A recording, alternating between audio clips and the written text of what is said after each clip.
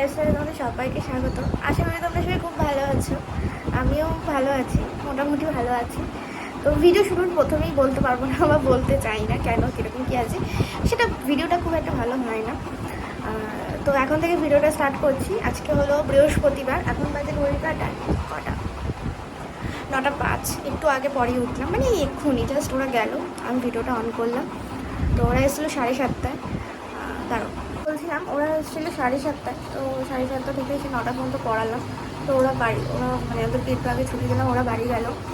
আর আমার চোখ মুখ দেখে হয়তো বা হাতটা দেখে বুঝতে পারছো যে ওষুধ আর কি খাচ্ছি, যে ওষুধের কিছু একটা মানে প্রবলেম বা সাইড এফেক্ট হচ্ছে, বুঝতে পারছি না। তো দেখি, ইচ্ছা আছে আজকেই দেখানো, কিন্তু যেহেতু ওখানে আগে থেকে অ্যাপয়েন্টমেন্ট নিতে হয়, করতে হয় অনেক কিন্তু এমার্জেন্সি থাকলে হয়তো দেখতেও পারি। তো দেখা যাক কী হয়। তো মাঝখানে আমার জন্য 1-2 দিন ভিডিও করতে পারিনি, সেটার জন্য দিতেও পারিনি। 2 দিন লেটের ভিডিও আমি পোস্ট করেছি একটা। তো তোমরা দেখেওছো, কমেন্টও করছো ভালো ভালো, তো তাতে আমার খুবই ভালো লাগবে। তোমরা এরকমভাবে পাশে থাকো, কমেন্ট করো। কমেন্ট করতে আমার খুব ভালো লাগে, পার্সোনালি কমেন্ট করতে খুবই ভালো লাগে, তোমাদের ভালো ভালো কমেন্ট করতে। আপাতত আমি ফেসবুক বা ইউটিউবে যতদিন কাজ করছি বা করছি, খুব একটা নেগেটিভ কমেন্ট আসে। হ্যাঁ, অবভিয়াসলি নেগেটিভ কমেন্ট তো করার মানুষ থাকে, অভাব থাকে না, কিন্তু আমার পার্সোনালি আমার ক্ষেত্রে আমাকে প্রচণ্ড ভালোবাসো তোমরা, তাতে আমার খুব ভালো লাগে।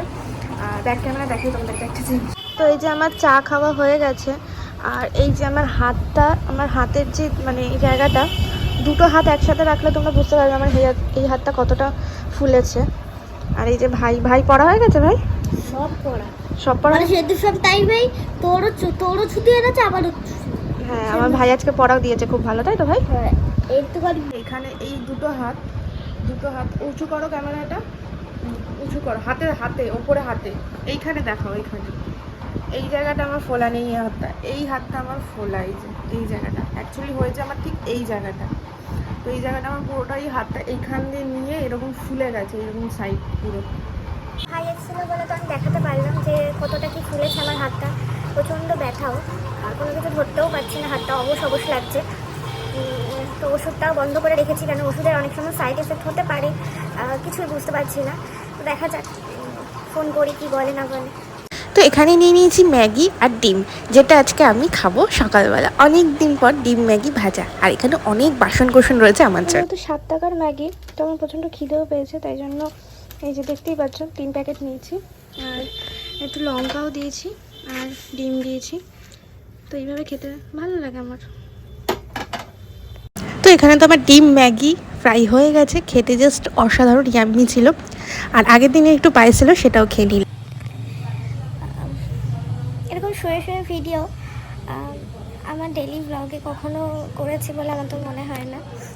তো শরীরটা প্রচণ্ড খারাপ, কী বা দেখাবো তোমাদের সাথে, কী বা শেয়ার করবো, তাই জন্যই একটু ভাবলাম যে কিছু কথাই তোমাদের বলি। তোমাদের সাথে কথা বলতে তো ভালোই লাগে, আর এই হাতে ফোন তো ধরতেই পারছি না।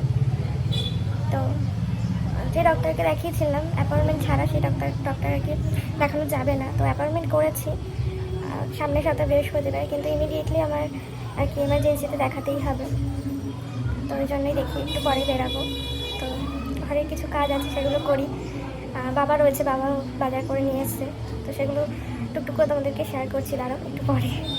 তো বাবা তো মাছ এনেছে, চিংড়ি মাছ, তো সেটা কেটে বেছে এর মধ্যে রেখে দিয়েছে। এটা খুলে দেখাতে হবে, দাঁড়াও দেখাই, আবার হাত ধুতে হবে আমাকে।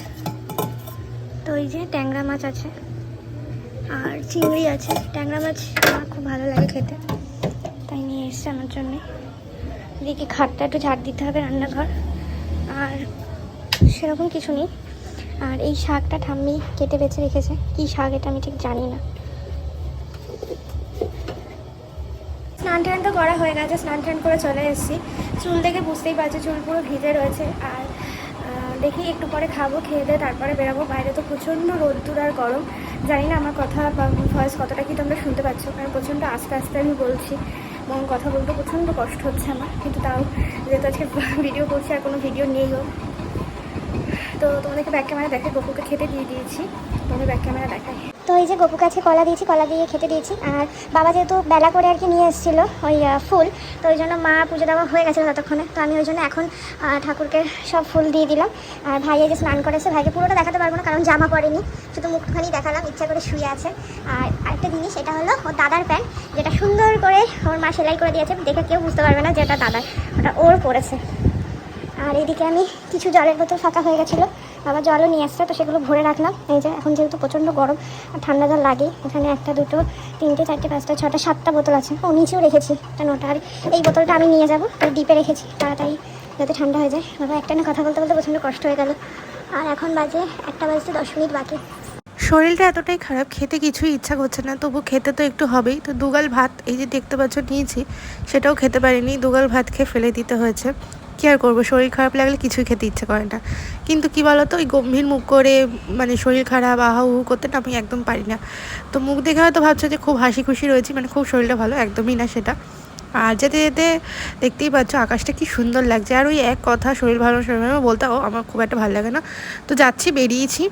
আর মেট্রো স্টেশনটা দেখে বুঝতেই পারছো একদম ফাঁকা। কোন মেট্রো স্টেশন বলতে পারবে তোমরা? কমেন্টে জানিও তো।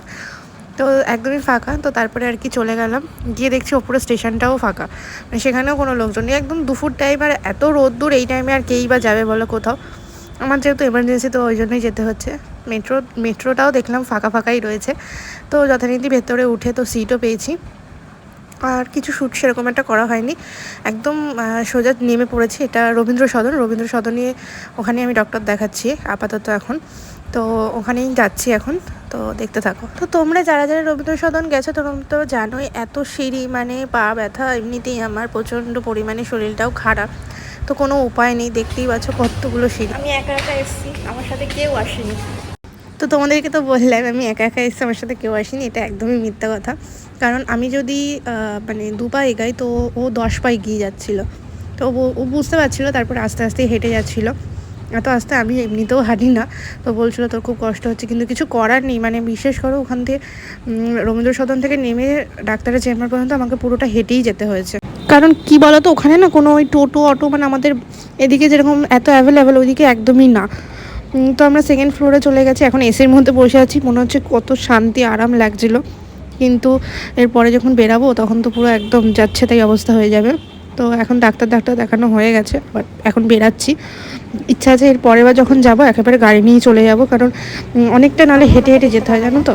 আর ওই দেখো ওই দিকে চলছে পাখা, আমার হাত দেখতে পাচ্ছ না? পাচ্ছ না? এই দেখো তার ফ্ল্যাশটা জ্বালায়, ওই যে চলছে পাখা। আর ওই ঘরে মা রয়েছে, আর গান শুনতে পাচ্ছ? হ্যাঁ, গান শুনছে মা, গান শুনতে শুনতে কাজ করছে।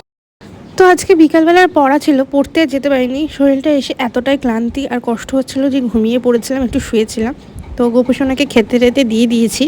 তার মাঝখানে আমি যে খেয়েছি সেটার কোনো শ্যুটই করা হয়নি, মাথা দিয়ে পুরো আউট হয়ে গেছিলো।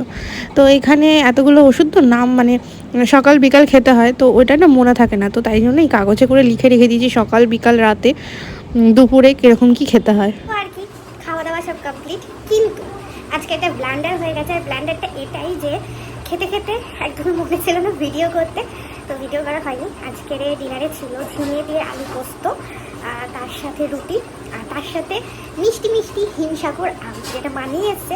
দারুণ মিষ্টি ছিল, আমটা খেতে জাস্ট অসাধারণ ছিল, কিন্তু ভিডিও করতে মনেই নেই একদম। আর ঘড়ির কাটা কটা বাজে তো, এই দেখো দাদা তোমাদের ব্যাক ক্যামেরা। কি আর করবো, আজকের মানে যেহেতু খাওয়ার ভিডিও একদমই মানে মনেই ছিল না, তাই ভিডিও করাও হয়নি।